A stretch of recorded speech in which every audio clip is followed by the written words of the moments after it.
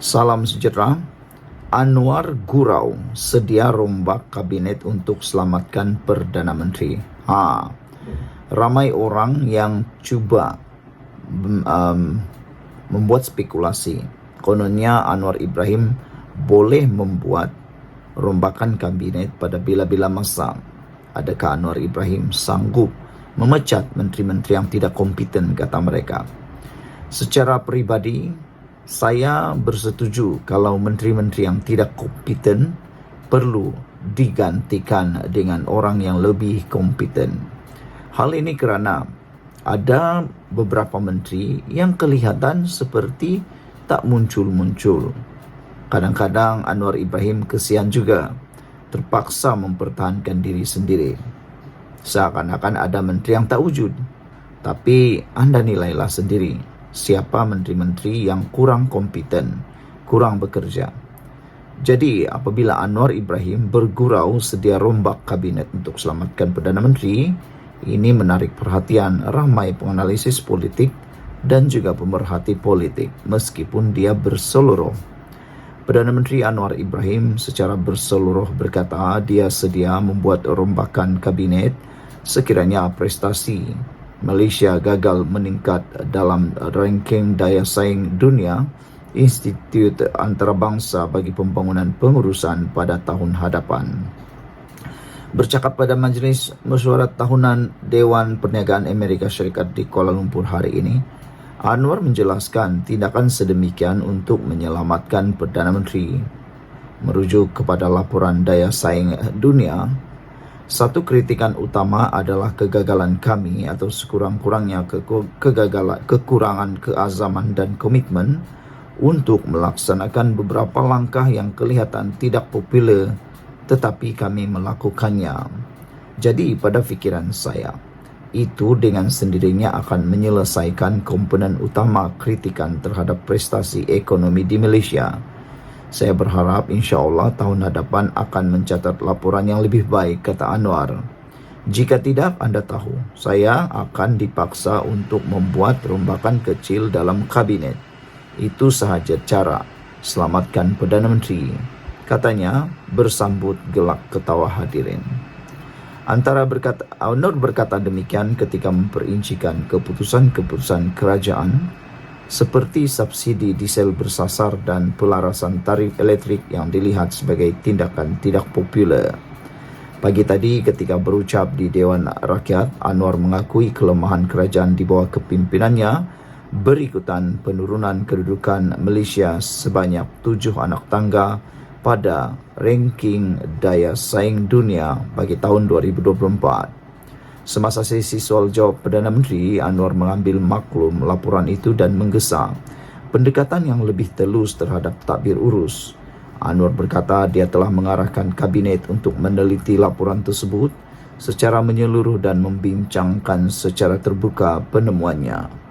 Ada memang kelemahan yang harus diperbaiki, cuma saya minta perhatian bahawa secara umum laporan itu masih mengekalkan kedudukan kita sebagai ekonomi yang stabil, katanya.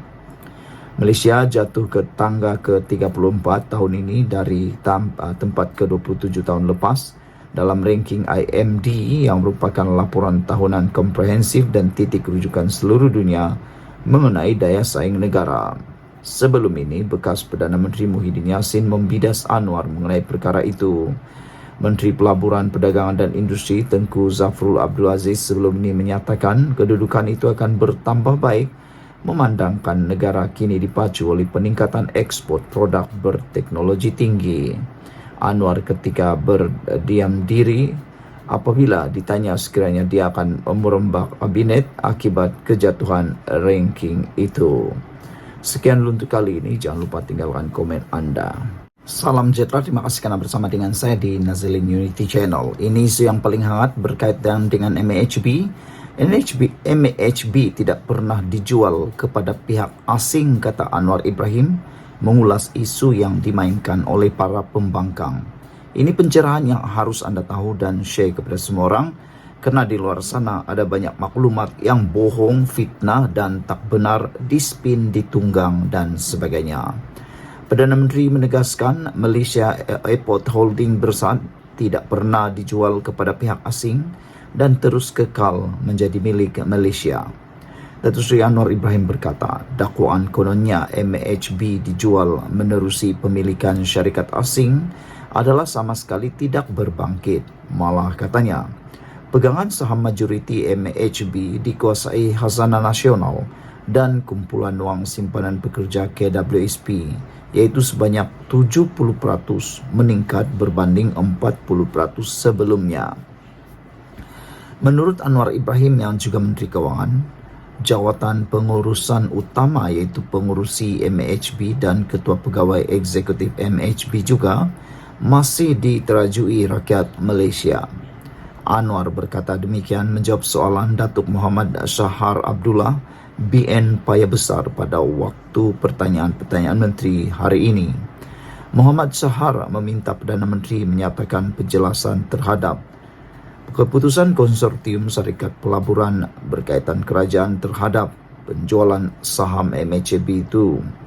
Terdahulu, isu pemilikan sebahagian saham dalam MHB oleh Global Infrastructure GIP yang ada kepentingan BlackRock hangat diperkatakan. Saudara-saudara sekalian, itu adalah penjelasan tepat jelas daripada Anwar Ibrahim.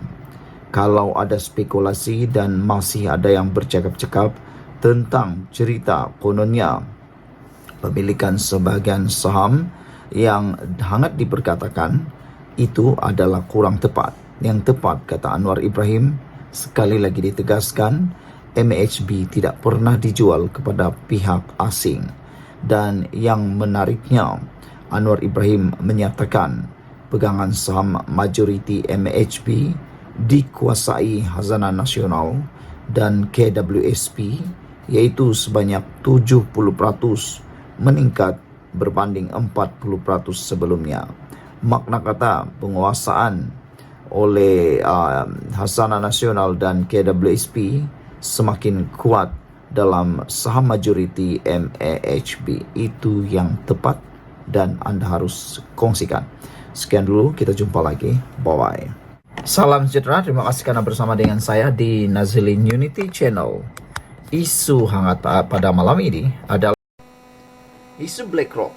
Mengapa tahun 2021 boleh, sekarang tak boleh? Itu soal Anwar Ibrahim kepada semua, terutamanya kepada pembangkang dan aktivis yang kononnya mau berjuang untuk Malaysia. Tapi menurut Anwar Ibrahim, sekadar nak jadi pahlawan, tapi menunggang isu itu untuk kepentingan diri sendiri tanpa mau melihat kepentingan masa depan negara. Perdana Menteri menegaskan, usaha sama BlackRock pada tahun 2021 dengan pelaburan dalam Malaysia Airport Holdings Berhad kini mempunyai konteks berbeza.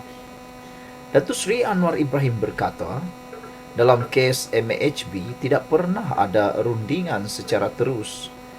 Dengan BlackRock tidak seperti 2021, di mana kumpulan wang simpanan pekerja runding secara terus dengan BlackRock. Pada 2023, KWSP dan Khazanah selaku pemegang saham MHB hanya melakukan rundingan bersama GIP Global Infrastructure Partners dan ia berbeza dengan naratif di luar. Pihak konsortium juga menjelaskan bahawa BlackRock tidak pernah sama sekali terlibat dalam sebarang transaksi berhubung MHB. Pengurusan sedia ada, GIP akan mengekalkan kawalan penuh dan tanggungjawab bagi halat tuju strategik dan operasi GIP serta syarikat-syarikat di bawah pelaburan mereka, termasuklah MHB seandainya transaksi ini dimuktamad nanti, katanya. Anwar berkata demikian ketika menjawab soalan Datuk Muhammad Shahar Abdullah BN Paya Besar pada waktu pertanyaan-pertanyaan menteri di Dewan Rakyat hari ini. Anwar menjelaskan pemilihan BlackRock oleh KWSP Sebagai salah satu pengurus dana akaun terurus berasingan SMA, pelaburan langsung dan pelaburan bersama equity persendirian PE, Patuh Syariah yang pertama dan terbesar di dunia dengan peruntukan 600 juta Amerika Syarikat dolar bersamaan dengan 2,5 bilion ringgit. Menurutnya, menerusi peruntukan itu, KWSP menubuhkan 3 dana SMA bernilai 200 juta US dolar setiap satu yang akan dikendalikan oleh 3 pengurus dana equity persendirian: BlackRock, Habervest Partners LLC dan Partners Group AG. Usaha tersebut, kata Perdana Menteri, telah bermula sejak 2018 sebelum dilancarkan KWSP pada tahun 2021. Kita diserang sekarang dalam isu pelaburan BlackRock, termasuk oleh rakan di sebelah sana, yaitu pembangkang. Dia lupa keputusan penting dibuat ketika jadi kerajaan, beri peranan kepada BlackRock pada tahun 2021, kata Anwar Ibrahim. Apa keputusannya? KWSP menyerahkan akaun terurus berasingan SMA bersama equity persendirian PE, Patuh Syariah pertama dan terbesar di dunia, kepada BlackRock. Tahnialah. Dan jumlahnya 600 juta Amerika Syarikat dolar bersamaan 2,5 bilion ringgit. Kalau dalam isu BlackRock ini dilihat soalnya, mengapa 2021 boleh buat tetapi sekarang tak boleh? Inilah yang menjadi masalah. Apakah hukum berubah ikut keadaan? Kata Perdana Menteri lagi. Sekian untuk kali ini. Jangan lupa tinggalkan komen Anda. Kita jumpa lagi. Bye-bye.